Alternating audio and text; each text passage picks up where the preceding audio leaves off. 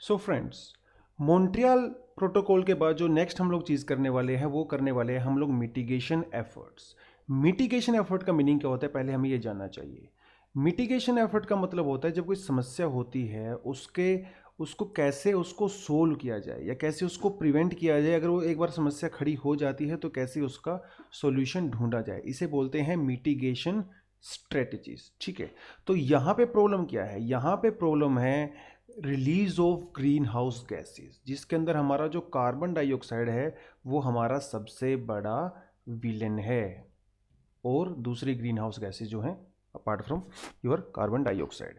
तो इन ये जो रिलीज हो रही हैं एटमॉस्फेयर के अंदर, जिसकी वजह से टेम्परेचर इंक्रीज हो रहा है, अभी इनके रिलीज को कंट्रोल करना है। तो कार्बन को दोबारा से स्टोर करना है, उसको दोबारा से ऐसी जगह पे लेके जाना है ताकि वो दोबारा से हमारे एटमॉस्फेयर के अंदर रिलीज ना हो सके। उसको हम लोग बोलते हैं carbon sequestration. It is called carbon sequestration. So carbon sequestration क्या है? इट इज अ लॉन्ग, देखिए यहां पे शॉर्ट टर्म नहीं है, it's a long term storage of carbon dioxide to decrease the atmospheric concentration of CO2 and mitigate global warming। ये है हमारा ultimate aim, to mitigate global warming. और ये तभी इसको हम लोग मिटिगेट कर सकते हैं जब हम कार्बन डाइऑक्साइड को कैप्चर करें और उसका लॉन्ग टर्म उसके लिए उसको कहीं पे स्टोर कर दें।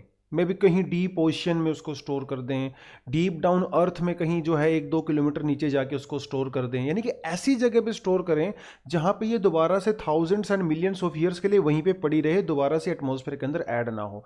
That is the meaning of carbon sequestration. अब ये कार्बन सीक्वेस्ट्रेशन जो है नेचुरली भी हो सकता है और ये आर्टिफिशियली भी हो सकता है। नेचुरली भी हो सकता है, आर्टिफिशियली भी हो सकता है। जैसे आपका forest, forest is a very good example. Forest क्या करते हैं? They capture CO2 and they release oxygen. चलिए यहां पे ऑक्सीजन वाले चैप्टर को, चीज को बिल्कुल छोड़ देते हैं। दिन के टाइम में they do photosynthesis and they capture CO2। रात के समय में they do respiration and they release CO2। अब वो रात को CO2 रिलीज करते हैं, दिन में ऑक्सीजन रिलीज करते हैं, लेकिन ये 50-50% नहीं होता है। They capture more CO2 as compared to their release. तो ओवरऑल जो CO2 होता है वो ये स्टोर करते हैं। कहाँ स्टोर करते हैं? अपनी ब्रांचेस में, अपने रूट्स में, अपने लीव्स में स्टोर करते हैं। तो अगर वो एटमॉस्फेयर के अंदर सपोज 100 kg अगर वो रिलीज कर रहे हैं तो वो 120 kg जो है उसको स्टोर कर रहे हैं। तो टोटल जो है 20 kg का जो है वो स्टोर करे। This is natural carbon sequestration और natural storage of the carbon. Forest is the best natural example. ठीक है, इसके अलावा कुछ आर्टिफिशियल यानी कि मैन मेड तरीके भी हो सकते हैं कार्बन को लॉन्ग टर्म के लिए स्टोर करने के। जैसे underground in deep mineable coal beds. तो जहां पे जो कोल माइनिंग की जाती है, कोल माइनिंग बहुत गहराई में की जाती है, तो हम लोग क्या कर सकते हैं? कार्बन को वो अपने वहां पे स्टोर कर सकते हैं। हम लोग क्या करते हैं, देखो कार्बन डाइऑक्साइड होती है उसको कैप्चर करते हैं, उसको कैप्चर करने के बाद उस पर हाई प्रेशर अप्लाई करते हैं। हाई प्रेशर जब उस पर अप्लाई करते हैं तो लिक्विड एक फ्लूइड में चेंज हो जाता है, काइंड ऑफ लिक्विड। उसको हम लोग जो है जो माइंस होती हैं उसमें डीप डाउन उसको जाके स्टोर कर सकते हैं, डीप डाउन स्टोर कर सकते हैं। तो गैस जो जो जो रेजर्वेयर्स होती हैं, ठीक है, उसको हम लोग जो है गैस रिजर्वोयर में जो है कहीं जाके उसको स्टोर कर सकते हैं। Coal fired in compressed under high pressure. हाँ, जो चीज़ मैंने आपको बताई, हाई प्रेशर में उसको जो है एक फ्लूइड में हम लोग कन्वर्ट कर सकते हैं।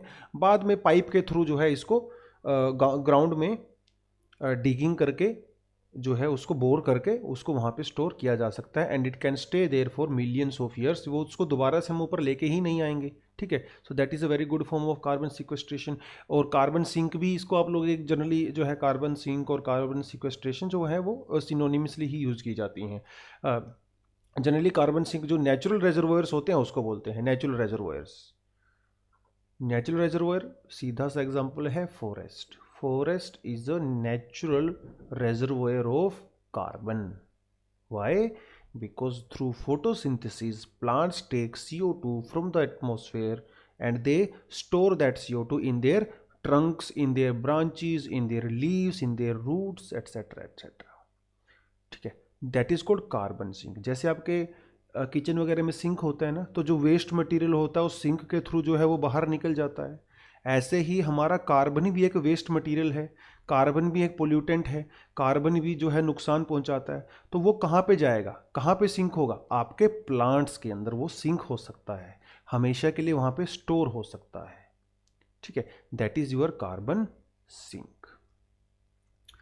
अभी हम लोग जो है थोड़ी देर पहले एक चीज़ पढ़ी थी, ब्लैक कार्बन, है ना, और एक पढ़ा था ब्राउन कार्बन। ब्लैक और ब्राउन कार्बन, ठीक है। ब्राउन कार्बन मतलब जो ऑर्गेनिक जो कंपोनेंट्स होते हैं उनसे ब्राउन कार्बन जो है वो रिलीज होता है। ब्लैक कार्बन जो जो फॉसिल फ्यूल्स वगैरह जो हमारे जब उनको कंबस्शन करते हैं, उनको जलाते हैं, तो ब्लैक कार्बन प्रोड्यूस होता है। ठीक है, उसके बारे में हम लोग अच्छे से बात कर चुके। It is also called suit, और बाद में हिमालय के आइस कैप्स वगैरह पे जाके वो डिपॉजिट हो जाता है, और जिसकी वजह से उसका अल्बीडो कम हो जाता है, वो हीट को एब्जॉर्ब करता है। तो वो सारी चीज़ें हम लोग डिवाइड कर चुके हैं। ब्लैक और ब्राउन कार्बन के अलावा दो आपको मैं और टर्म बताता हूँ। एक होता है हमारे पास ग्रीन कार्बन, और एक हमारे पास होता है blue carbon. Blue carbon, green carbon वो कार्बन होता है which is stored in plants, which is stored in plants, that is your green carbon, and that carbon is stored in the trunks, in the branches for hundreds of years। Blue carbon, देखिए blue का जब भी नाम आता है तो blue is already also related with water, your oceans, है ना, समंदर का पानी नीला होता है ना। ब्लू इकोनॉमी यानी कि जो आपके जो है ओशियंस पे डिपेंडेंट होती है। ब्लू कार्बन, ब्लू कार्बन जो हमारे ओशियंस होते हैं कोस्टल एरिया में, क्या पाया जाता है? कोस्टल एरिया में पाए जाते हैं मैंग्रोव्स, राइट। कोस्टल एरिया में पाया जाता है सी ग्रास। जो शैलो वाटर होता है कोस्टल एरिया में, कॉन्टिनेंटल शेल्फ एरिया में, वहाँ पे आपको मैंग्रोव्स मिलते हैं और आपको सी ग्रास मिलता है, राइट। अब ये क्या करता है? ये भी कार्बन को स्टोर करते हैं, है ना। तो ये जब कार्बन को स्टोर करते हैं that is called blue carbon. लेकिन जो लैंड पे, प्रॉपर लैंड पे जो प्लांट्स होते हैं वो जब स्टोर करते हैं उसको बोलते हैं green carbon. Now we have 4 type of carbon, black carbon, brown carbon, green carbon and your blue carbon, right? We have blue carbon, green carbon, we have brown carbon and black carbon. But out of these 4, black carbon and brown carbon are responsible for global warming, but green carbon and blue carbon are responsible for carbon sink, or you can say carbon sequestration, carbon sequestration. तो दो carbon हमारे लिए beneficial हैं और 2 carbon हमारे लिए नुकसान देते हैं। कौन कौन से? ब्लैक और ब्राउन, जो दोनों बी से स्टार्ट होते हैं ये वाले, और ग्रीन एंड ब्लू। ग्रीन तो कलर वैसे भी नेचर का होता है, ब्लू ओशियन का होता है। तो आप ऑलरेडी समझ गए हो कि ओशियन जो है वो हमारे बहुत बड़े कार्बन सिंक होते हैं, बिकॉज ओशियन वाटर के अंदर जो है CO2 डिजोल्व हो जाती है। So that is the thing. Carbon tax जो है ये टर्म मैं आपको बाद में एक्सप्लेन करूंगा। कार्बन टैक्स थोड़ा सा यहाँ पे एक्सप्लेन कर देता हूँ। देखो कार्बन टैक्स बेसिकली होता है, ये जो हम लोग कोल माइनिंग करते हैं, कोल माइनिंग करते हैं, तो जो कंपनी कोल माइनिंग करती हैं उनके ऊपर जो है एक्स्ट्रा टैक्स लगाया जाता है, ठीक है। और वो जो कोल के अंदर जितना कार्बन होता है उसके बेसिस पे हम लोग ये कार्बन टैक्स लगाते हैं। कार्बन टैक्स क्यों लगाते हैं? ताकि उनको ज़्यादा टैक्स देने पड़े और कोल महंगा हो जाए। कोल महंगा होगा तो कोल से जो इलेक्ट्रिसिटी प्रोड्यूस होती है वो भी महंगी होगी। तो जब इलेक्ट्रिसिटी प्रोड्यूस महंगी हो जाएगी, कोल जब महंगा हो जाएगा, तो लोग उसको जो है तरीके से यूज़ करेंगे, है ना, फालतू यूज़ नहीं करेंगे। तो इसलिए जो है उनके प्राइस को बढ़ाने के लिए, ताकि इलेक्ट्रिसिटी महंगी हो जाए, कोल महंगा हो जाए, और जब महंगा होगा तो लोग कम यूज़ करेंगे डेफिनेट। सस्ती चीज़ों को तो हर कोई यूज़ करता है, तो थोड़ा उसको महंगा करना है बेसिकली, और इसका कोई काम नहीं है कार्बन टैक्स का। ठीक है, कार्बन क्रेडिट, कार्बन ऑफसेटिंग, ये आपको मैं क्योटो प्रोटोकॉल में कराऊंगा। ठीक है, यहाँ पे सिर्फ ये टर्म्स लिखी हुई हैं, आप इनको पढ़ सकते हो, लेकिन इसका एक्सप्लेनेशन जो है क्योटो प्रोटोकॉल में कराऊंगा मैं आपको। ठीक है, जियो इंजीनियरिंग नया टर्म है, बढ़िया टर्म है। ठीक है, और इंटरेस्टिंग भी है। इंटरेस्टिंग इन द सेंस ये आपको ना एक साईफाई मूवी के जैसा लगेगा। साईफाई मूवी, आप फिल्में देखते हो ना, साईफाई मूवी देखते हो, it is something like sci-fi movie. Geo engineering, geo engineering में हम लोग क्या करते हैं, हम ऐसे तरीके खोजते हैं, ऐसे तरीके खोजते हैं। देखो टेम्परेचर इंक्रीज क्यों हो रहा है, क्योंकि ऊपर से सनलाइट आ रही है, इंसोलेशन आ रहा है। ये हमारी अर्थ है, यहाँ पे हमारी ग्रीन हाउस गैसेज हैं, ये इसको अलाउ करती हैं, लेकिन जो नीचे से लॉन्ग वेव्स आती हैं इनको अलाउ नहीं करते। That's a simple thing, right. अगर सपोज अगर मैं इंसोलेशन को ही अर्थ पे ना आने दूं तो क्या होगा, ग्लोबल वार्मिंग की प्रॉब्लम अपने आप ही सोल्व हो जाएगी। जो चीज हीटिंग के लिए रिस्पॉन्सिबल है मैं उसको ही रोक रहा हूं, तो हीटिंग कहां से होगा भैया, no heating at all, right. So geo engineering में हम ये लोग क्या करते हैं, ऐसे तरीके लेके आते हैं, सच method, so that we can prevent incoming solar radiation from reaching to the surface. That is your geoengineering. तो हम लोग जो है इंटरवेंशन कर रहे हैं, ह्यूमन जो है इंटरवेंशन कर रहे हैं, and now we are trying to block incoming solar radiation. अगर वही जमीन पे नहीं आएंगी तो हीटिंग का तो सवाल ही पैदा नहीं होता है। That is your geo engineering according to Oxford geo engineering programme. इसकी डेफिनेशन क्या है, डेफिनेशन है द डेलिब्रेट लार्ज स्केल, देखो स्मॉल स्केल नहीं है, it's a large scale, deliberate large scale intervention in the earth's natural system to counteract climatic change.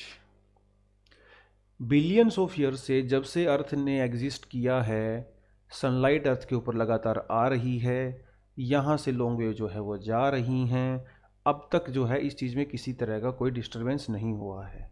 लेकिन humans just out from the sci-fi movie, now we are trying to change that pattern, we are trying to block solar radiation. That is very exciting and it sounds exciting definitely, but we also don't know the harmful impact of it. वो तो अभी ये बहुत initial stage में है, large scale में भी लोग हम इसको फॉलो नहीं करने लगे हैं। अभी साइंटिफिक कम्युनिटी जो है थियोरेटिकल चीज़ें कर रही हैं, कहीं कहीं थोड़ा बहुत इसको इम्प्लीमेंट करके देखा है, बट लार्ज स्केल पे नहीं। ठीक है, अब देखो क्या क्या हम लोग इसमें करते हैं। हालांकि मैंने थोड़ा एक आपको दिया है एग्जाम्पल इसमें, but still now let's read the out this third paragraph. Hoisting parasols, placing mirrors in space, whitening stratosphere with sulfate aerosols, whitening building roofs to reflect sunlight, और फिलिंग आयरन फिलिंग्स, फिलिंग है ये यहाँ पे, filling iron filings into ocean to promote carbon gulping algae are some of the method. देखो काफ़ी radical methods हैं, काफ़ी radical methods हैं, इसीलिए अब तक इसको लार्ज स्केल पे अप्लाई नहीं किया गया। देखो प्लेसिंग मिरर इन स्पेस का क्या मतलब है, इसका क्या मतलब है, इसका मतलब ये है कि जैसे ये हमारी अर्थ है, यहाँ पे हम क्या कर देंगे, यहाँ से सोलर रेडिएशन आ रही है, तो हम लोग क्या कर देंगे, यहाँ पे बड़े बड़े मिरर्स लगा देंगे, बड़े बड़े मिरर्स, 1000 ऑफ किलोमीटर लंबे मिरर्स लगा देंगे यहाँ पे। तो मिरर क्या करेंगे, जब सनलाइट आएगी तो यहीं से रिफ्लेक्ट हो जाएगी, भैया अर्थ तक तो पहुँचेगी ही नहीं। That is our whole purpose. Space के अंदर जो है मिरर्स लगा दो, सनलाइट आएगी ही नहीं, अर्थ के ऊपर क्या आएगा, शेडो आएगा। Very radical method of controlling global warming, but method तो है ना। तो थियोरेटिकल ठीक है, समझ में आ रहा है, लेकिन प्रैक्टिकली इसको किया जाना, लेट्स सी कब होता है, बट थियोरेटिकल किया जा सकता है। उसके अलावा और ये मेथड्स हैं, थोड़े थोड़े आपको एक्सप्लेन करता हूँ। सोलर जियो इंजीनियरिंग जो है ये मेथड है, इसको हम लोग क्या करते हैं, it is also called solar radiation management. It describes a set of proposed approaches, तो वो अप्रोच की हम लोग बात करेंगे। ठीक है, देखो होता क्या है पता है, एक हमारे पास होते हैं एरोसोल्स, इसके बारे में पहले भी कई बार मैं बात कर चुका हूँ, एरोसोल्स। ठीक है, एरोसोल्स क्या होते हैं, एरोसोल जो है वो सॉलिड पार्टिकल होते हैं। It can be your smoke, it can be your dust, it can be your salt particles, it can be ash, और सो ऐश की बजाय बल्कि it can be like I would say soot, black carbon, वो सब। ठीक है, इन सबको मिला के बना जाता है एरोसोल। अब एरोसोल की बड़ी एक खास बात होती है, एरोसोल जो है वो सनलाइट को रिफ्लेक्ट करता है। एरोसोल जो है वो सनलाइट को रिफ्लेक्ट करता है, तो इसी चीज़ का हम लोग फ़ायदा उठा रहे हैं, इसी चीज़ का हम लोग फ़ायदा उठा रहे हैं। जो वल्केनिक इरप्शन होता है, वल्केनिक इरप्शन जब होता है तो वल्केनिक इरप्शन के थ्रू बहुत सारा एरोसोल सॉलिड पार्टिकल्स, जिसके अंदर जो है सल्फेट भी होता है, ये हमारे एटमॉस्फेयर में ऐड हो जाता है। और ये जो स्मोक होता है, जो ये एरोसोल्स निकलते हैं भैया, बड़े वल्केनिक इरप्शन से जो है they can spread over thousands of kilometre in our atmosphere, thousands of kilometre तक। तो क्लाउड बनते हैं, बहुत डेंस क्लाउड्स। जब वल्केनिक इरप्शन होता है तो बहुत ज़्यादा डेंस क्लाउड बनते हैं। इन क्लाउड के अंदर अब बहुत सारा एरोसोल होता है, स्मोक होता है, डस्ट होता है, ऐश होती है, सल्फेट्स होते हैं, दुनिया भर का वाटर मॉलिक्यूल्स होते हैं, बहुत बहुत डेंस क्लाउड होते हैं। And they are spread thousands of kilometre, they cover thousands of kilometre. अब इनकी प्रॉपर्टी है, जब ऊपर से सनलाइट इन क्लाउड के ऊपर पड़ता है तो ये क्लाउड क्या करते हैं, सनलाइट को रिफ्लेक्ट कर देते हैं, वापस भेज देते हैं नीचे, उसको आने ही नहीं देते। It's like a big tree है ना, तो उसके नीचे अगर आप बैठते हो तो सनलाइट तक आती नहीं आप तक, क्योंकि वो उसको ऊपर ही ब्लॉक कर देता है।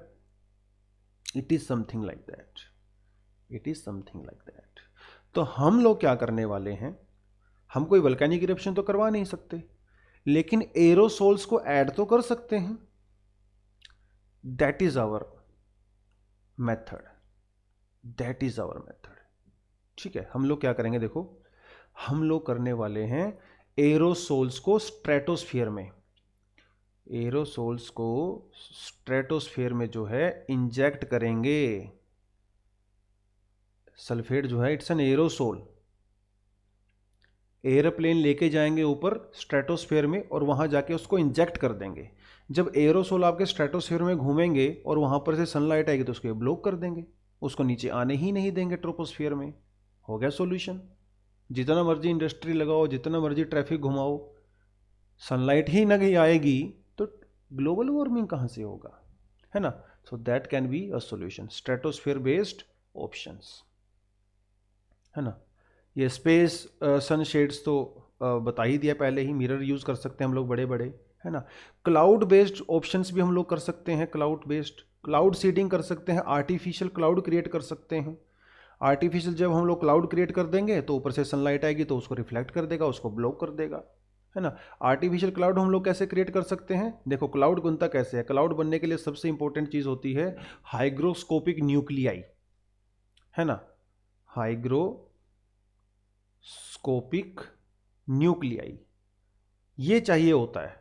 वाटर वेपर जो होते हैं जब वो कंडेंस होते हैं तो उनको कंडेंस होने के लिए एक न्यूक्लियाई चाहिए होता है जिसके चारों तरफ वो कंडेंस हो सकें। ठीक है, अब ये न्यूक्लियाई कुछ भी हो सकता है, ये आपका सोल्ट पार्टिकल हो सकते हैं, स्मोक हो सकता है, डस्ट हो सकता है, एरोसोल्स हो सकते हैं, सूट हो सकता है।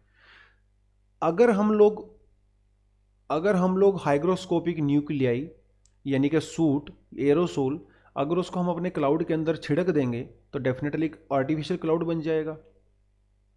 तो वो जो एयर के अंदर जो मॉइस्चर था वो कंडेंस हो जाएगा, है ना।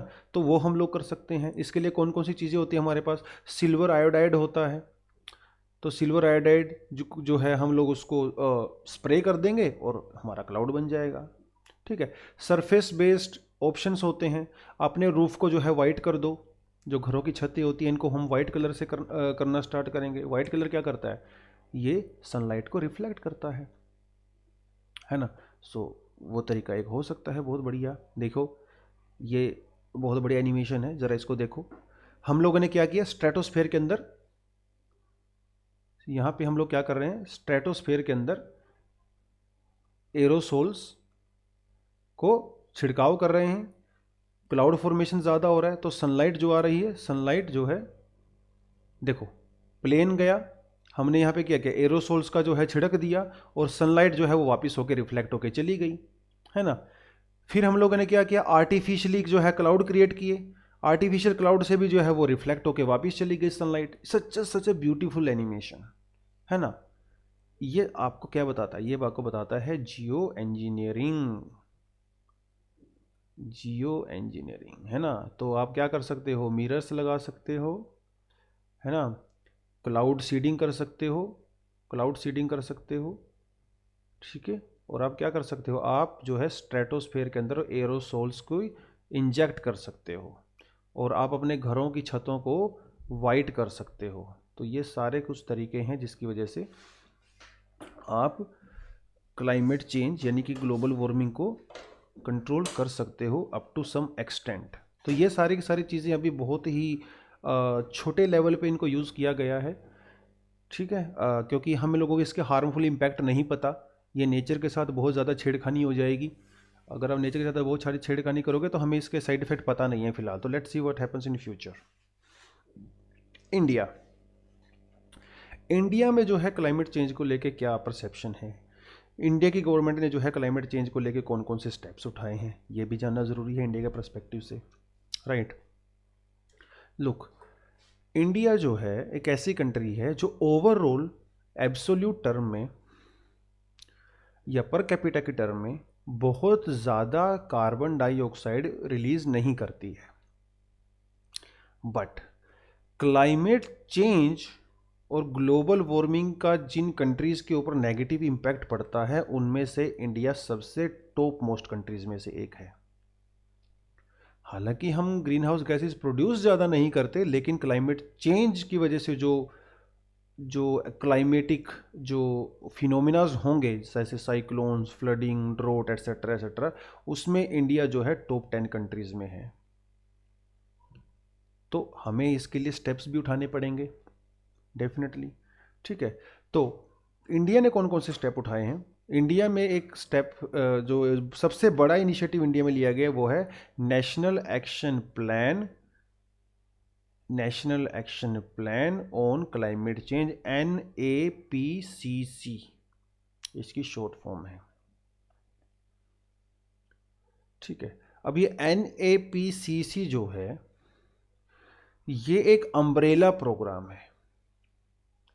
अम्ब्रेला प्रोग्राम का मतलब ये है it's a big, very big umbrella program, and under this program there are other small programs, that is your NAPCC। कब लॉन्च हुआ था, 2008 में इसको लॉन्च किया गया था। प्राइम मिनिस्टर की जो है काउंसिल ऑन क्लाइमेट चेंज ने इसके द्वारा इसको लॉन्च किया गया था। अब ये अम्ब्रेला मिशन है, इस एक मिशन के अंदर जो है 8 छोटे छोटे मिशन हैं। ये भी डायरेक्ट एग्जाम में पूछ सकता है कि how many missions are under NAPCC, national action plan on climate change, तो you should know that 8 mission है इसके अंदर छोटे छोटे। कौन कौन से मिशन है, national solar mission, national mission on for enhanced energy efficiency, national mission on sustainable development, national water mission, national mission for sustainable sustaining and Himalayan ecosystem, national mission for a green India, national mission for sustainable agriculture and national mission on strategic knowledge for the climate change. ये 8 mission हैं। क्या आपको 8 के 8 mission के बारे में details पता होनी चाहिए? No, you only need to know about the year and about the ministry, जिस मिनिस्ट्री के अंडर में ये हैं, and if there are some current developments regarding to these missions, अगर इसके अंदर कोई चेंज हो पाया जाता है तो वो करंट अफेयर आपको तैयार करना है। दैट्स इट, इतनी ही आपके एग्ज़ाम के लिए रिक्वायरमेंट है। हालांकि यहाँ पे मैंने कुछ डिटेल्स प्रोवाइड कराई हैं हर इसके लिए, जैसे Jawaharlal Nehru national solar mission, ये काफ़ी इंपॉर्टेंट मिशन है, सब 8 मिशन में से सबसे ज़्यादा इंपॉर्टेंट यही है। कौन गवर्न करता है? Ministry of new and renewable energy, ये मिनिस्ट्री है। कब लॉन्च हुआ था? 2010 में लॉन्च हुआ था। ये उसका कुछ टारगेट है, आप इस टारगेट को याद कर सकते हो, ठीक है, आप इस टारगेट को याद कर सकते हो। फैक्चुअल इन्फॉर्मेशन है लेकिन थोड़ा इसको याद कर सकते हो, ऐसी कोई बात नहीं है, ठीक है। ये इसके कुछ गोल्स हैं, ये इसके कुछ गोल्स हैं। 3 फेज़ में इसको जो है इम्प्लीमेंट किया गया, 2012 से 13, 2030 से 17 एंड 2017 से 2022। इस मिशन के अंदर हम लोग ये एम लेके चले हैं कि 2022 तक जो है हम लोग 20,000 मेगावाट पावर जो है सोलर पावर से जनरेट करेंगे इंडिया के अंदर, और इंडिया में इसको ग्रिड से जोड़ेंगे, सेंट्रल ग्रिड से इसको जोड़ेंगे, इलेक्ट्रिसिटी ग्रिड से 20,000 मेगावाट ऑफ सोलर वाट। और खुशी की बात यह है कि अब तक हम इस टारगेट के बिल्कुल अकॉर्डिंग चल रहे हैं, और हमने इस टारगेट को एक्चुअली हम लोग 20,000 से ज़्यादा भी अचीव कर सकते हैं। प्रेजेंट जो सिनेरियो है वो ये है, so it's a good news. अगला मिशन हमारा national mission for enhanced energy efficiency, ministry of power के अंडर में है, ठीक है। 2001 के जो है एनर्जी कंजर्वेशन एक्ट के ऊपर बेस्ड है। फंक्शन आप पढ़ सकते हो, थोड़ी थोड़ी सी बातें हैं, कोई ज़्यादा वो नहीं। National mission of sustainable habitat, या पढ़ सकते हो, मिनिस्ट्री ऑफ अर्बन डेवलपमेंट के अंदर में आता है। फंक्शन और गोल जो है वही मोटे मोटे तौर पे बराबर ही हैं सबके। नेशनल वाटर मिशन आप इसको पढ़ सकते हो। National mission on sustaining Himalayan ecosystem आप इसको पढ़ सकते हो। Department of science and technology के अंडर में आता है, ये इंपॉर्टेंट है। Department of science and technology के अंडर में आता है, ये इंपॉर्टेंट है इसमें, ठीक है। National mission for green India, या पढ़ सकते हो, किसके अंदर में आता है? Ministry of environment forest and the climate change के अंडर में आता है। ये कुछ के गोल देखिए, जो गोल्स वगैरह हैं ये बिल्कुल जनरल गोल्स हैं सबके, कोई इसमें एज सच स्पेसिफिक गोल नहीं है, ठीक है। National mission for sustainable agriculture, या मिनिस्ट्री ऑफ एग्रीकल्चर के अंडर में आता है, तो थोड़ा बहुत वो बेसिक चीज़ें पढ़ सकते हो। National mission on strategic knowledge for the climate change, department of science and technology के अंडर में ही आता है, ठीक है। अचीवमेंट्स, थोड़ा सा आप अचीवमेंट के बारे में पढ़ सकते हो। World wild fund for nature, WWF ने जो है इसकी काफ़ी प्रेज की है इंडिया के इस प्लान की। उनका मानना यह है कि ये जो प्लान है इंडिया का काफ़ी ज़्यादा कॉम्प्रीहेंसिव है और हर डिपार्टमेंट को कवर करता है। अगर इंडिया प्रॉपरली इसके एम को अचीव करने में सक्सेसफुल होता है तो डेफिनेटली इंडिया काफ़ी हद तक जो है क्लाइमेट चेंज में अपना जो पार्टिसिपेशन है वो सक्सेसफुली कर सकता है। उसके अलावा पेरिस एग्रीमेंट हुआ था, इसके बारे में डिटेल में मैं बाद में बात करूंगा, ठीक है। इंटरनेशनल सोलर अलायंस, इसके बारे में भी हम लोग बात करेंगे। भारत स्टेज एमिशन मोनोम क्या है? देखिए, ये भारत स्टेज का मतलब ये होता है कि इंजन्स की जो आपके ट्रैफिक में इंजन होते हैं ना 4 व्हीलर्स में, ये इनके इंजन की कॉन्फ़िगरेशन की बात करता है।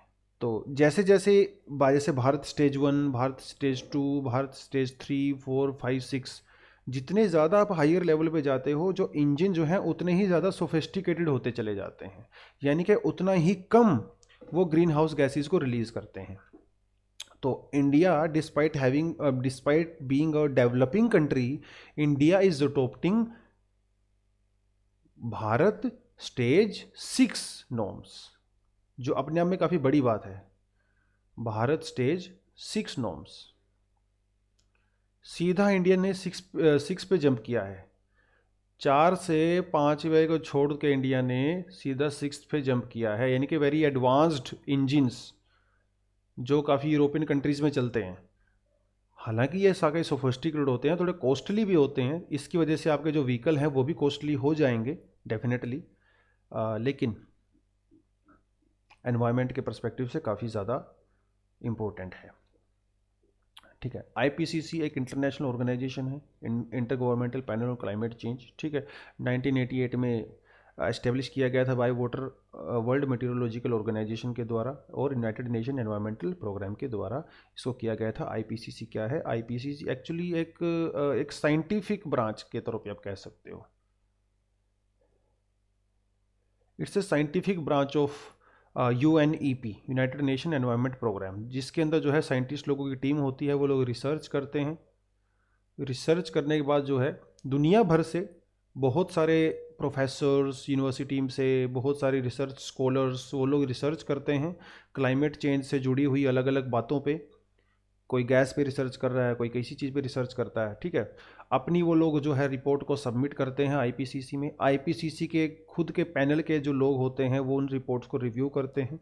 उन रिपोर्ट्स को रिव्यू करने के बाद वो फाइनल रिपोर्ट उसको पेश करते हैं। तो जो क्योटो प्रोटोकॉल के अंदर यानी कि यूएनएफसीसीसी के अंदर में जो हर साल जो मीटिंग होती है उसके अंदर ये रिपोर्ट को दिखाया जाता है, और इसकी जो रिपोर्ट होती है वो काफ़ी मायने रखती है, ठीक है, क्योंकि काफ़ी एक्सटेंसिव रिपोर्ट होती है आईपीसीसी की। तो काफ़ी बड़ा काम किया जाता है, scientific knowledge, evidence based approach है इनकी। कोई ऐसे नहीं है कि मुंह में आया जो मर्जी बोल दिया क्लाइमेट चेंज हो रहा है कि नहीं हो रहा, नहीं भैया। प्रॉपर रिसर्च की जाती है, साइंटिफिक रिसर्च की जाती है, उसके बाद ये लोग किसी कंक्लूजन पे पहुंचते हैं, रिपोर्ट बनाते हैं, और वो रिपोर्ट जो है यूएनएफसीसीसी में पेश की जाती है। इतना इम्पोर्टेंट काम करते हैं लोग। इतने इम्पोर्टेंट काम के लिए ही 2007 में इसको नोबेल पीस प्राइज़ भी मिला था आईपीसीसी को, ठीक है। अब हम लोग बात करेंगे यूएनएफसीसीसी।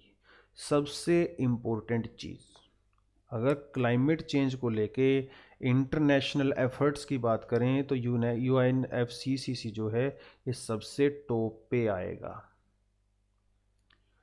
यूएनएफसीसीसी जो है सबसे टॉप पे आता है। इसकी फुल फॉर्म क्या है? United Nations framework convention on climate change. देखिए, सबको पता है क्लाइमेट चेंज हो रहा है, सबको पता है ग्लोबल वार्मिंग हो रही है, सबको ये भी पता है कि इसका रीज़न क्या है, ग्रीन हाउस गैसेज इसका रीज़न है, ठीक है। इसको रोकने के लिए सबको एफर्ट करना पड़ेगा, ये भी सबको पता है। लेकिन सीरियसली दिल से कोई भी एफर्ट नहीं करना चाहता। क्यों? क्योंकि सीधा सीधा जो है उनके इंडस्ट्रियल प्रोडक्शन को नुकसान पहुंचाता है। लेकिन करना तो पड़ेगा, क्योंकि ये क्लाइमेट चेंज जो है ओवरऑल ये क्या है, at the end of the day सारी कंट्रीज को ही इम्पैक्ट कर रहा है। ये अमेरिका को भी इम्पैक्ट कर रहा है, लंदन को भी इम्पैक्ट कर रहा है, ऑस्ट्रेलिया को भी कर रहा है, इंडिया को, सभी कंट्री को इम्पैक्ट कर रहा है। ग्रीन हाउस गैसेज चाहे कोई एक पर्टिकुलर कंट्री ज़्यादा कर रही हो, डजेंट मैटर, लेकिन इम्पैक्ट तो सारी कंट्री को कर रहा है। अब मालदीव को देख लो आप, छोटी सी कंट्री है। भूटान को देख लो, छोटी सी कंट्री है। ग्रीन हाउस गैसेज जो है प्रोड्यूस ही नहीं करते भूटान। तो Bhutan is a carbon plus country है, समझ रहे हो आप? मतलब वो ज़्यादा ऑक्सीजन रिलीज करते हैं जितनी वो कंज्यूम करते हैं। अब भूटान का क्या कसूर है बेचारे का? लेकिन अगर यूएसए के अंदर, इंडिया के अंदर अगर आप लोग ग्रीन हाउस गैस को प्रोड्यूस कर रहे हो तो इसका नेगेटिव इम्पैक्ट जो है वो उन कंट्रीज़ के ऊपर भी पड़ रहा है जो बेचारे रिलीज नहीं करते हैं। कुछ आइलैंड कंट्री हैं छोटी छोटी, ग्लोबल वार्मिंग का सबसे ज़्यादा नुकसान तो उनको ही होने वाला है, क्योंकि जब वाटर एक्सपेंड करेगा तो वो तो डूबने वाली हैं वैसे भी, है ना। तो सारी कंट्री के लीडर्स, चाहे वो डेवलप्ड कंट्री हो, चाहे वो डेवलपिंग कंट्री हो, चाहे वो लीस्ट डेवलप्ड कंट्री हो, सभी कंट्री के लोग जो है आपस में आके मिले कि भैया देखो समस्या सबकी बराबर है, किसी को नुकसान कम है, किसी को ज़्यादा है, so let's talk about it and let's do something about it. तो ये जो let's do something about it है ना, इसके लिए वो कहाँ पे मिले? वो मिले ब्राज़ील में। ब्राज़ील में एक शहर है जिसका नाम है रियो। क्या नाम है? रियो। 1992 में रियो में ये लोग मिले, जिसे कहा जाता है रियो समिट। इसीलिए इसको रियो समिट कहा जाता है। इसको जो है अर्थ समिट भी कहा जाता है। अर्थ समिट कब हुआ था? 1992 में। इसका मेन पर्पस क्या है? मेन पर्पस वही है, to reduce climate change, to reduce global warming. वो कैसे होगा? जब हम लोग ग्रीन हाउस गैस के एमिशन को कंट्रोल करेंगे। That is the main purpose of UNFCCC. Only goal of UNFCCC is to control the emission of green house gases. That's it. तो 1992 में जो है ये हुआ अग्रीमेंट, और 1993 में जो है इंडिया ने उसको रेक्टिफाई कर दिया, ठीक है, उसको रेटिफाई कर दिया इंडिया ने उसको, ठीक है। अब इसके बारे में थोड़ा सा डिटेल में हम लोग जानेंगे। तो ये जो UNFCCC है, ठीक है, UNFCCC जो है, इसके अंदर जितनी भी कंट्रीज़ होती हैं जो पार्टिसिपेट करती हैं, जितने उन कंट्रीज़ के जो हेड होते हैं वो जो है साल भर में कहीं एक जगह पे बैठ के मीटिंग करते हैं। जितनी पार्टीज़ इसके अंदर होती हैं, पार्टीज़ मतलब जितनी कंट्रीज़ नेशन इसके अंदर होते हैं, तो उन कंट्रीज़ की यानी कि उन पार्टीज़ की जब मीटिंग होती है उसको बोलते हैं कॉन्फ्रेंस ऑफ पार्टीज़। इसे बोला जाता है conference of parties. Getting this point? अब इसके अंदर जो है बहुत छोटा सा कंट्री भी हो सकता है जैसे सेचल्स, बहुत गरीब कंट्री भी हो सकता है जैसे सूडान, या बहुत अमीर कंट्री भी हो सकता है जैसे ऑस्ट्रेलिया, USA एट्सेट्रा। सभी के सबों को जो है इक्वल राइट्स हैं। Are you getting this point? ऐसा नहीं है कि कोई ज़्यादा पावरफुल है, कोई यहाँ पे भैया सब बराबर हैं। चाहे कोई ग्रीन हाउस गैस को ज़्यादा कर रहा हो रिलीज, चाहे कोई कम कर रहा हो, यहाँ पे सब इक्वल है। तो जहाँ पे ये मीटिंग होती है इन सभी लोगों की, उसको कहा जाता है कॉन्फ्रेंस ऑफ पार्टीज। पार्टीज मतलब मेंबर कंट्रीज, जो इसके मेंबर होते हैं। और यही सबसे बड़ी जो है डिसीजन मेकिंग बॉडी भी होती है, जो इसके सारे डिसीजंस लेती है। ठीक है, तो कॉन्फ्रेंस ऑफ पार्टी 1992 में तो वहाँ पे मीटिंग हुआ था, रियो में नॉर्मल मीटिंग हुआ था। उसके बाद जो कॉन्फ्रेंस ऑफ पार्टी सबसे पहली की गई वो कहाँ की गई थी? बर्लिन में। बर्लिन कहाँ है? जर्मनी, है ना। बर्लिन में हुआ था COP 1, मतलब कॉन्फ्रेंस ऑफ पार्टी 1। इससे पहले 1992 में हुआ था अर्थ समिट। तो 93 में कहाँ पे हुआ? बर्लिन में। और 94 में कहीं फिर हुआ, 93 में 94 में, 95 में कहाँ हुआ? क्योटो में। सबसे ज़्यादा इम्पोर्टेंट है ये थर्ड वाला जो है मीटिंग, सबसे ज़्यादा इम्पोर्टेंट है, जिसे कहा जाता है क्योटो प्रोटोकॉल। सो 1992 में अर्थ समिट कहाँ? रियो में। पहली मीटिंग बर्लिन में, तीसरी मीटिंग क्योटो में, जापान के अंदर है। ये सबसे ज़्यादा कंट्रोवर्शियल भी है और सबसे ज़्यादा पॉपुलर भी है, क्योटो प्रोटोकॉल। ठीक है, इसे बोला जाता है COP3। ठीक है, चलिए अब देखा जाता है क्योटो प्रोटोकॉल क्या होता है। तो जब ये थर्ड मीटिंग हुई, COP3 हुआ, COP3 ने, अब इसमें एक तरफ जो है डेवलप्ड कंट्री थी, एक तरफ इसमें बैठी थी डेवलप्ड कंट्री। मीटिंग के एक तरफ डेवलप्ड कंट्री, ये कहाँ बनाऊँ इसको मैं, लेट मी सी, कुछ खाली जगह मिले तो।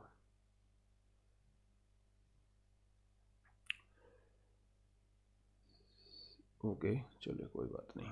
सो देखिए क्या हुआ, ये जो मीटिंग हुआ क्योटो में, इसके अंदर जो है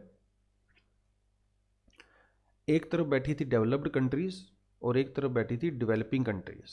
ठीक है, डेवलपिंग कंट्रीज या पुअर कंट्री, और एक तरफ थी आपकी डेवलप्ड कंट्री जैसे America, Australia, Canada, United kingdom. एक तरफ थे जैसे इंडिया, चाइना, इस तरह की कंट्री थी जो डेवलपिंग कंट्री थी। ठीक है, अब देखो क्या हुआ, खेल शुरू हुआ। क्योटो प्रोटोकॉल के अंदर बोला गया कि देखो भैया, ग्रीन हाउस गैसेस का एमिशन कम करना है। ओके, हाँ जी सर, ओके, सब लोगों ने मान लिया। फिर उन्होंने माना कि अमेरिका को बोला कि तुमने इतना कम करना है, इंडिया को बोला तुमने इतना कम करना है, चाइना को बोला तुमने इतना कम करना है, ऑस्ट्रेलिया को बोला तुमने इतना कम करना है। इंडिया ने ऑब्जेक्शन किया। इंडिया ने कहा देखो, I am just a developing country.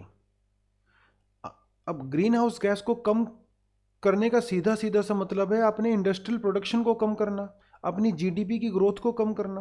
अरे तभी तो ग्रीन हाउस गैसेस का एमिशन कम होगा। जब आप कोल पावर प्लांट कम उनको बंद कर दोगे, ट्रैफिक को जो है बंद कर दोगे, तभी तो ग्रीन हाउस गैस का एमिशन कम होगा। Can India afford this? No, India can not afford this, China can not afford this, because they are developing country. They also want to be rich like America and Canada. So India जो developing country है, यहाँ पे तो industrialisation जो है पिछले 20-30 साल से स्टार्ट हुआ है। But what is about developed countries? Developed countries are releasing green house gases since last 200 years और 150 years after green revolution. So they are the countries which are the most responsible for this situation. China, India are not responsible for this bad situation. So India and China जो है हम लोगों ने objection किया. We said कि देखो, we understand that we have a responsibility to reduce greenhouse gas emission, but you have more responsibility than me, because you are more responsible for the production of greenhouse gases. I am less responsible. तो responsibility दोनों की है, लेकिन responsibility अलग अलग है. एक की रिस्पॉन्सिबिलिटी ज्यादा है और एक की रिस्पॉन्सिबिलिटी कम है. That is the thing. समझे इस बात को? चलिए, इसको मैं आगे भी इसका जिक्र करूंगा. तो क्योटो प्रोटोकॉल जो है वो थर्ड मीटिंग में 1995 में जो है क्योटो प्रोटोकॉल हुआ. 1997 में उसको सिग्नेचर करने के लिए रखा गया सबके सामने. 2005 में जाके वो फाइनली जो है वो उसको रेटिफाई किया गया. ठीक है, लीगली बाइंडिंग है. अरे प्रोटोकॉल का मतलब यही होता है कि वो लीगली बाइंडिंग होता है ना. अमेरिका ने इसको कभी भी रेटिफाई नहीं किया. That is a thing. America never ratified Kyoto protocol. America is the biggest producer of green house gases and it did not rectify it. जब इसको रेटिफाई नहीं करेगा तो it's a hypocrisy. America said के I am not going to do this until and unless India, China are not included as compulsory binding targets. America का ये मानना है कि यस, हम लोग हिस्टोरिकली जो है प्रोड्यूस कर रहे हैं ग्रीन हाउस गैसेस, लेकिन प्रेजेंट टाइम में आप भी तो कर रहे हो. America said that yes, I am ready to reduce the production of greenhouse gases, but include India and China in this also. They also should have binding targets. Why only us? What we have done historically, forget about that, but talk about the present situation. Talk about the present situation. India and China are also equally responsible in the present time. So ये झगड़ा दोनों के बीच में हो गया and finally America said कि I am not going to ratify this. अब जब अमेरिका ने रेटिफाई नहीं किया तो 2012 में जो है कनाडा भी बाहर हो गया, फिर वो उसके बाद में जो है जापान भी बाहर हो गया. ठीक है, तो ये सब चल रहा था, ये सब चल रहा था. ठीक है, फाइनली आते आते 2005 में इसको जो है ये फोर्स में आया. 1997 में इसको सिग्नेचर के लिए रखा गया, तो 2005 में जो है फाइनली काफ़ी ज़्यादा कंट्रीज़ ने इसको रेटिफाई किया. और 2005 में यूरोपियन यूनियन ने इसको रेटिफाई किया और ऑस्ट्रेलिया ने भी किया. बाद में हालांकि वो चीज़ें ख़राब हो गई, रशिया ने भी किया, ब्रिटेन ने भी किया. बट 2005 में ये फाइनली एनफोर्स हुआ था. अब ये क्योटो प्रोटोकॉल के अंदर चीज़ें क्या हैं? देखो, क्योटो प्रोटोकॉल जो है इट्स अ लीगल डॉक्यूमेंट. जैसे आपका कॉन्स्टिट्यूशन है, ठीक है, तो कॉन्स्टिट्यूशन के अंदर कहता है शेड्यूल होते हैं ना, शेड्यूल 1, 2, 3, 4, 5, 6, इस तरह से शेड्यूल होते हैं. हर शेड्यूल के अंदर कुछ चीज़ें कैटेगराइज की गई हैं, है ना. तो ऐसे ही ये भी एक लीगल डॉक्यूमेंट है. इसके अंदर भी चीज़ें जो है कैटेगराइज की गई हैं, जिसे कहा जाता है अनेक्स. ये कैटेगरी है अनेक्स. ठीक है, annex, Annex 1, Annex 2, Annex non annex and Annex A and Annex B. Annex 1 के अंदर क्या क्या इंक्लूड किया गया है? इसके अंदर जो है उन कंट्रीज की लिस्ट नाम दिए गए हैं जो इंडस्ट्रियलाइज्ड कंट्री हैं, जैसे USA, France, Japan, Australia, Canada, Britain. वो कंट्री जो इंडस्ट्रियलाइज्ड कंट्री हैं. ठीक है, और ये एक वो कंट्री हैं जिन्होंने के ऊपर जो है बाइंडिंग टारगेट्स रखे गए हैं. Annex 2 जो है ये Annex 1 का ही सब कैटेगरी है. इसके अंदर जो है वो कंट्रीज हैं जो डेवलपिंग कंट्रीज को और गरीब कंट्रीज को जो है फाइनेंशियल और टेक्निकल हेल्प देंगी. देखो, इंडिया और चाइना की बात दोबारा से करते हैं. India and China said you guys are more responsible, we are less responsible, so you need to take care of this situation that you created. We will also take care of it, but we do not have any binding targets. Even India and China said, you also need to help us financially and technically so that we can adapt clean technology and we can reduce the emission of greenhouse gases. मतलब हम लोगों के पास binding target नहीं होने चाहिए, उसके अलावा आप हमारे पैसे से भी हेल्प करो, हमारी टेक्नोलॉजी से भी हेल्प करो, ताकि हम लोग यहाँ पे क्लीन टेक्नोलॉजी का यूज कर सकें और ग्रीन हाउस गैसेज को कम कर सकें. That's the thing.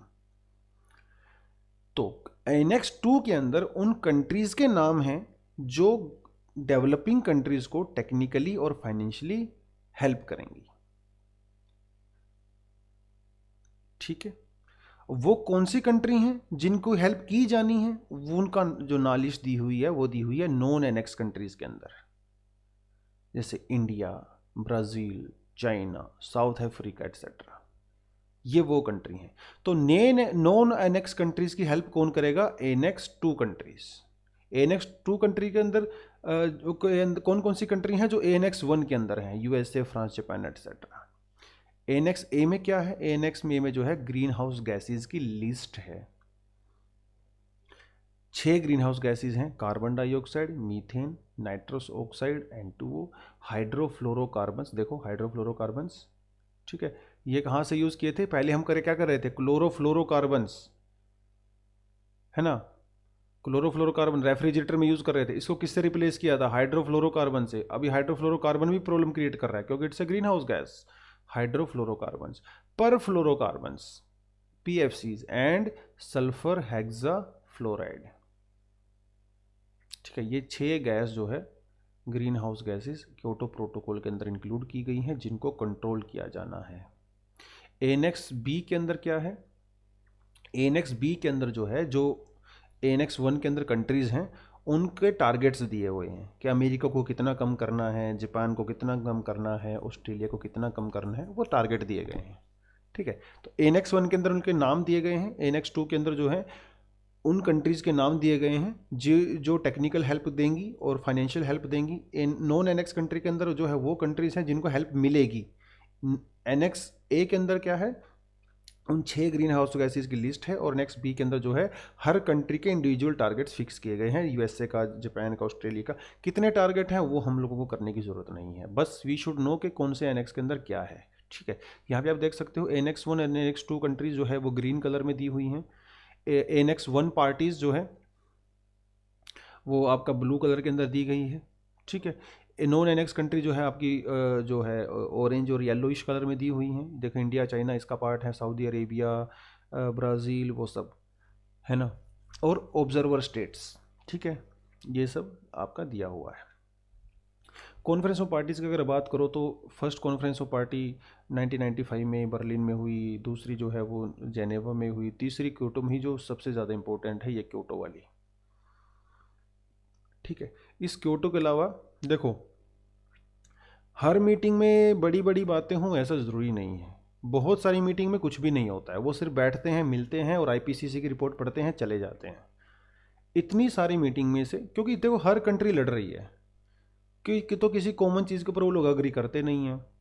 ठीक है. तो हर मीटिंग में कोई प्रॉपरली बढ़िया पॉजिटिव चीज़ होगी ऐसा ज़रूरी नहीं है. वो आते हैं, मिलते हैं, चाय पानी पीते हैं, दूसरे को गाली देकर चले जाते हैं. बहुत बार तो ऐसा होता है.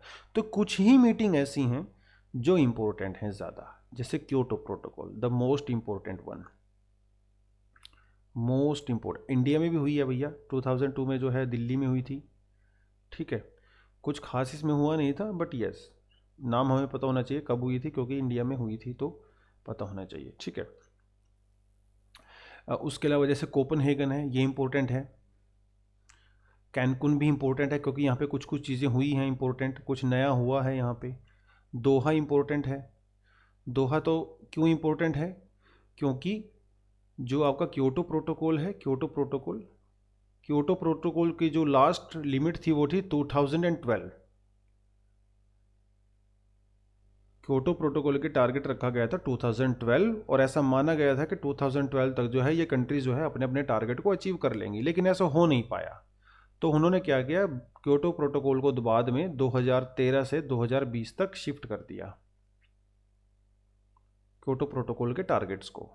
तो 2012 में हुआ था दोहा, 2012 में दोहा हुआ था, ठीक है। तो इसीलिए इम्पोर्टेंट है क्योंकि दोहा में जो है क्योटो प्रोटोकॉल की टारगेट लिमिट को बढ़ाया गया था।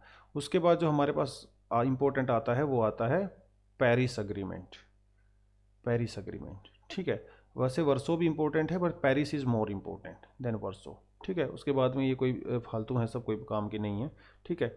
चलिए अब देखो वही बात दोबारा से, कॉमन बट डिफरेंशिएटेड रिस्पॉन्सिबिलिटी, इसका मतलब क्या होता है? वही बात है, डेवलप्ड और डेवलपिंग कंट्री, एक तरफ डेवलप्ड कंट्री एक तरफ डेवलपिंग कंट्री। डेवलपिंग कंट्री जो है डेवलप्ड कंट्री को क्या कह रही हैं कि आप लोगों ने ज़्यादा ग्रीन हाउस गैसेस का इमिशन किया है, आप रिस्पॉन्सिबल हो। डेवलप्ड कंट्रीज क्या करें डेवलपिंग कंट्रीज को, हमने जो किया पास्ट में उसको भूल जाओ, अभी प्रेजेंटली आप भी रिस्पॉन्सिबल हो। ये दोनों के बीच में झगड़ा चल रहा है। बाद में दोनों ने माना, क्या माना कि yes we have common responsibility but those responsibility are not equal. Common है, इक्वल नहीं है,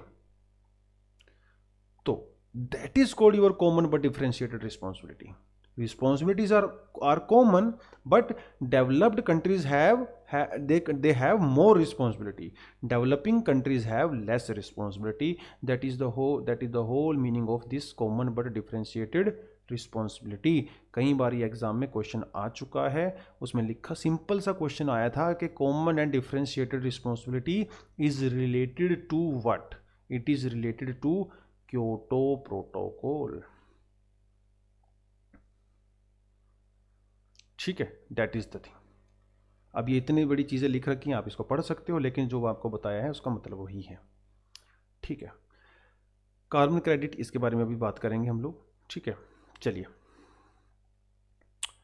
क्योटो प्रोटोकॉल, तो क्योटो प्रोटोकॉल के अंदर उन्होंने कुछ नई चीज़ें इंक्लूड की, वो लोग कुछ नई चीज़ें लेके आए, इंटरेस्टिंग है वो चीज़ें, और अगर ये चीज़ें काम करेंगे तो बहुत बेनिफिट होने वाला है इसका। देखिए क्या है इसके अंदर, उन्होंने एक चीज़ लेके आए कार्बन क्रेडिट, कार्बन ट्रेडिंग भी इसको बोलते हैं अलग फॉर्म में, ठीक है। देखिए कार्बन क्रेडिट का मतलब क्या है, हर कंट्री को, जैसे एनेक्स 1 कंट्रीज हैं, जैसे यूएसए है, जापान है, उन कंट्रीज को टारगेट दिए गए ग्रीन हाउस गैस को रिड्यूस करने के टारगेट्स, ठीक है। देखो ये चीज़ें आप एग्जाम्पल से समझोगे तो ज़्यादा समझ में आएगा रादर देन रीडिंग थ्योरी, तो focus on examples, focus on examples तभी समझ में आएगा।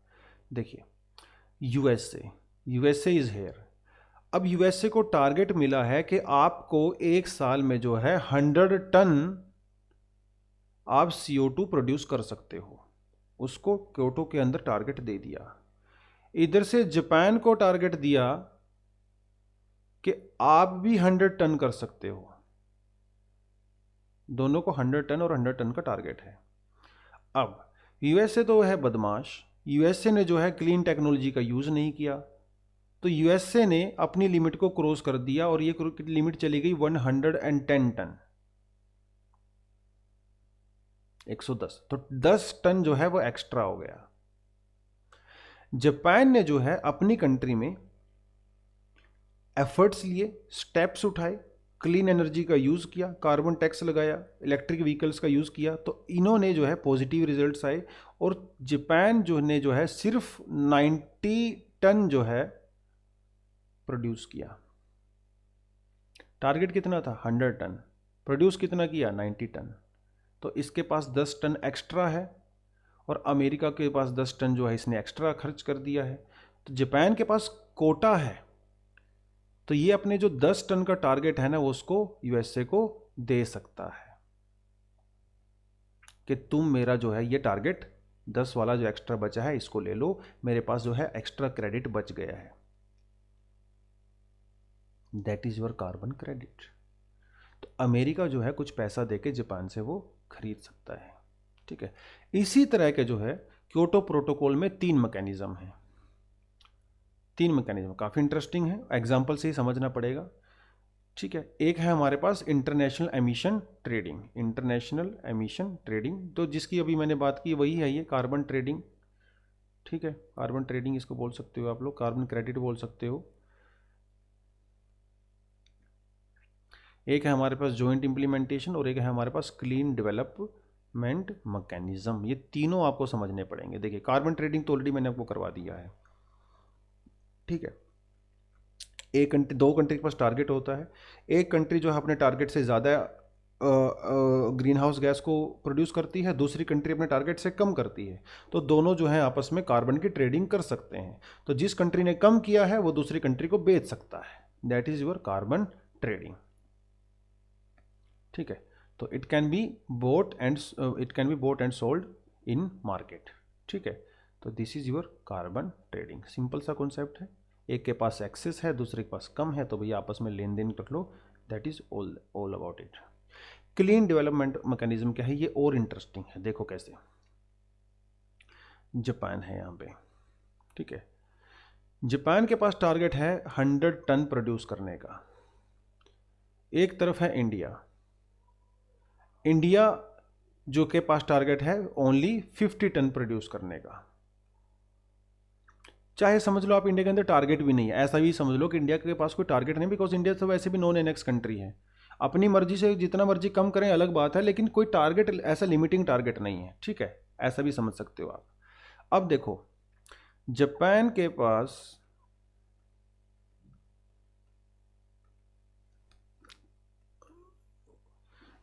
पास जो है it has a target of 100 ton. Now Japan ने जो है अपने कंट्री में कुछ एफर्ट्स लिए नहीं, उन्होंने भरपूर जो है वो अपनी इंडस्ट्री को चलाया।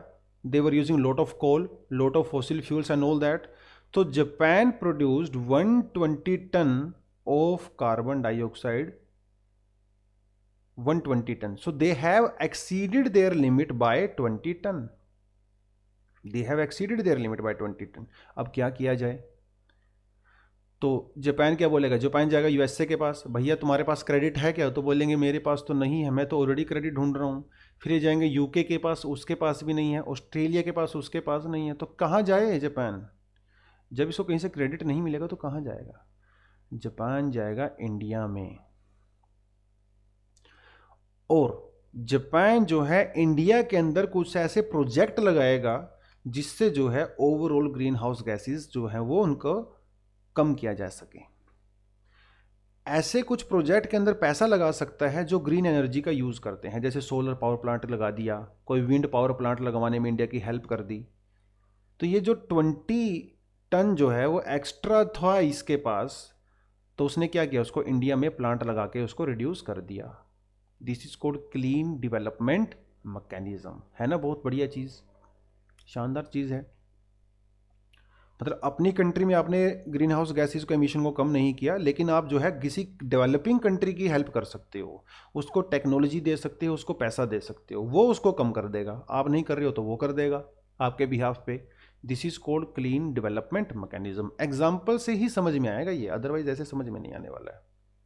ठीक है, so if you go to the example then you go to the essence of this. ठीक है, this is your clean development mechanism. एक है हमारे पास जॉइंट इम्प्लीमेंटेशन। देखो joint implementation, clean development mechanism में क्या था, एक तरफ जो है वो रिच कंट्री और इंडस्ट्रियलाइज कंट्री, और दूसरी तरफ थी पुअर कंट्री, एक डेवलपिंग कंट्री, ऐसा ऐसा बोल सकते हो। ठीक है, जॉइंट इम्प्लीमेंटेशन में क्या है, दोनों तरफ जो है इंडस्ट्रियलाइज कंट्री होती हैं, यहाँ पे भी अमीर कंट्री और यहाँ पे भी अमीर कंट्री, बस यही फर्क है दोनों में। जैसे पहले जो है जापान ने इंडिया की हेल्प करी थी, इस केस में जो है जापान और अमेरिका दोनों मिलकर एक जॉइंट जो है कोई वेंचर लगाते हैं और एक ग्रीन हाउस गैस के एमिशन को कम करते हैं। So it's a coordination between two industrialise country, और क्लीन डेवलपमेंट में that was the coordination between a industrialise country and a developing country. यही फर्क है बस दोनों में, बाकी काम सेम है। ठीक है, जॉइंट इंप्लीमेंटेशन के अंदर दोनों एनेक्स 1 कंट्री होती हैं, और क्लीन डेवलपमेंट मैकेनिज्म में क्या होता है, एक एनेक्स 1 कंट्री होती है, दूसरी नॉन एनेक्स कंट्री होती है। ठीक है, that is the only difference. तो थोड़ा आप इसको पढ़ सकते हो, कोई ऐसी बात नहीं है। ठीक है। तो क्योटो प्रोटोकॉल के बाद चलते चलते हम लोग कहाँ चले गए, कोपनहेगन अकॉर्ड के अंदर। अब आपको ये पहले से ही पता है कि क्योटो प्रोटोकॉल के यूएसए ने कभी भी रेटिफाई नहीं किया था, but all over the world, all other countries, they were forcing, pressurizing USA to ratify this. USA said, look, I will not ratify this, but I understand my responsibility and I pledge to reduce the emission of greenhouse gases.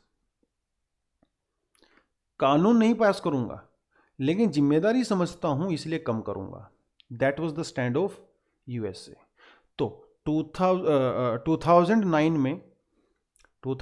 में Copenhagen Denmark में है। Copenhagen के अंदर जो है क्या हुआ, USA ने और ब्रिक ब्लॉक, मतलब बेसिक ब्लॉक, मतलब जो ब्रिक ब्लॉक है हमारा, ब्राज़ील, साउथ अफ्रीका, इंडिया और चाइना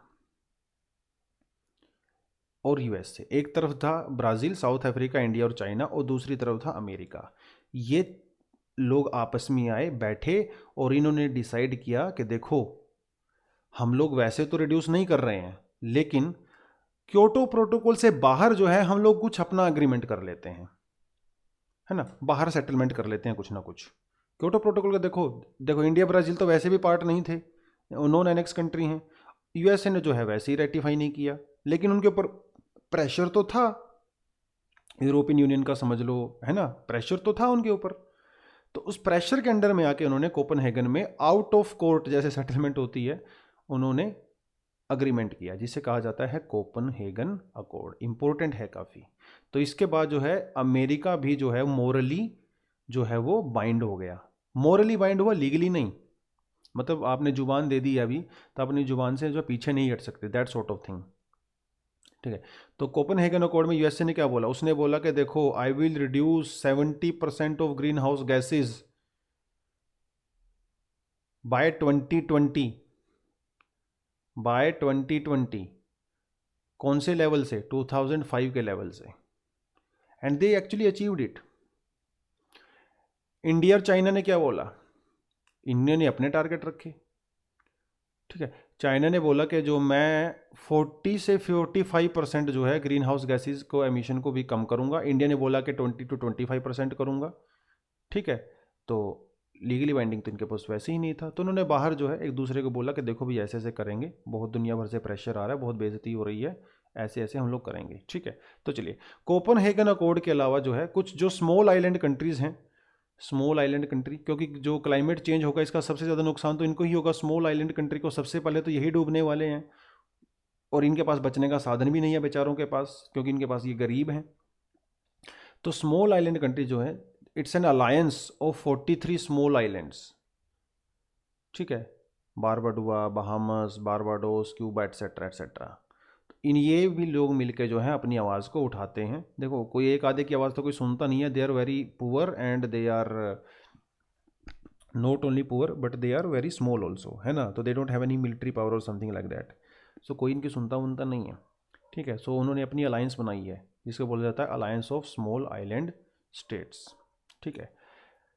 अभी ऐसे ही जो है 2010 वाला भी, 2000 कोप 16 भी जो है ये भी थोड़ा सा इंपॉर्टेंट है, जैसे कोपनहेगन इंपॉर्टेंट है। ये इंपॉर्टेंट इसलिए है कि जो डेवलप्ड कंट्रीज़ को हेल्प करनी थी डेवलपिंग कंट्रीज़ की, तो यहाँ पे कैसे हेल्प करी जाएगी। ऐसा तो है नहीं आप कैश में पैसा दे दोगे, तो कोई एक इंटरनेशनल जो है फंड बनाना पड़ेगा जिसके अंदर लोग जो है सब लोग कंट्रीब्यूट करेंगे, और वो कंट्रीब्यूशन जो है वो डेवलपिंग कंट्री और गरीबों को जाएगा, है ना। तो वो क्या है, ग्रीन क्लाइमेट फंड। तो ग्रीन क्लाइमेट फंड की जो बात उठी वो सबसे पहले जो है कैनकुन के अंदर उठी। ठीक है। कैनकुन के अंदर उठी, क्लाइमेट टेक्नोलॉजी सेंटर भी बनाने की बात इसमें की गई। ठीक है। क्योंकि डेवलपिंग कंट्री और पुअर कंट्री पहले ही बोल रहे थे कि हमें टेक्नोलॉजी चाहिए, पैसा चाहिए, तो वो पैसे के लिए जो है ग्रीन क्लाइमेट फंड जो है उसकी बात की गई। ठीक है। कहाँ की गई, कैनकुन के अंदर में की गई। ठीक है। और कितना पैसा देना दोगे भैया, $100 बिलियन बाय 2020, 2020 तक जो है $100 बिलियन दिया जाएगा बाय डेवलप्ड कंट्रीज टू तो दिस फंड, इस फंड को दिया जाएगा। ठीक है। अब उसमें से पैसा इंडिया के पास जाएगा, ब्राज़ील के पास जाएगा, भूटान के पास जाएगा, एट्सेट्रा एट्सेट्रा। ठीक है। 2017 में अगले ही साल जो है, क्योंकि 2010 में जो है कैनकुन में बात की गई थी, तो 2011 तक वही बात चलती रही। उन्होंने बोला कि ठीक है $100 बिलियन, ठीक है, और तो थोड़ी पक्की बात होगी। ग्रीन क्लाइमेट फंड का जो है फ्यूचर को डिसाइड किया गया, कैसे काम करेगा कैसे नहीं करेगा, वो सारी की सारी चीज़ें, ठीक है। तो वो सब हुआ।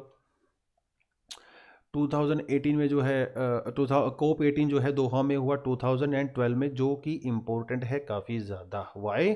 क्योंकि 2012 में जो है क्योटो प्रोटोकॉल की जो है लिमिट ख़त्म हो गई थी। क्योटो प्रोटोकॉल का टारगेट जो था वो ख़त्म हो गया था, लेकिन उस टारगेट के अंदर जो लोगों ने चीज़ें बातें की थी वो टारगेट अचीव नहीं हुआ था।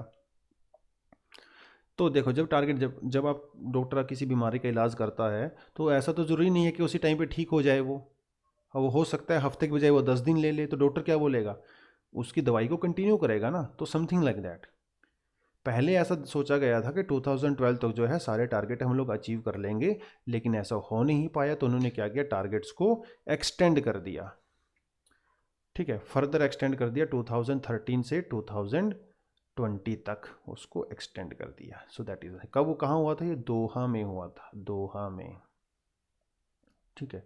उसके बाद कोप 19 हुआ, वर्षों में हुआ 2013 में, ठीक है। 2013 में वर्षों में क्या बोला? वर्षों में ये बोला कि देखो भैया, डेवलप्ड कंट्री की अलग बात है, डेवलपिंग कंट्री की अलग बात है। क्योटो प्रोटोकॉल की बात छोड़ो, आप अपने मन से बताओ कि आप कितना रिड्यूस करोगे। Forget about the legal binding targets, you tell me yourself के वॉलंटरली आप कितना रिड्यूस करोगे। इसे कहा जाता है intended nationally determined contribution, INDC। सबसे पहले INDC की बात हुई थी वर्षों में, 2013 में। तो सारी कंट्री ने क्या बोला? सारी कंट्री ने बोला ठीक है, हम लोग आपको अपना अपना टारगेट बताएंगे, हमें थोड़ा सा समय दो। ठीक है, समय दे दिया आपको। फाइनली हर कंट्री ने जो है अपने अपना जो है INDC, जिसे मतलब इंडियाज इन नेशनली डिटरमाइंड कंट्रीब्यूशन जिसको बोलते हैं, ठीक है, इंटेंडेड नेशनली डिटरमाइंड कंट्रीब्यूशन, हर कंट्री ने अपने अपने वॉलंटरी टारगेट को जो है वहाँ पे रिपोर्ट पेश की UNFCCC में।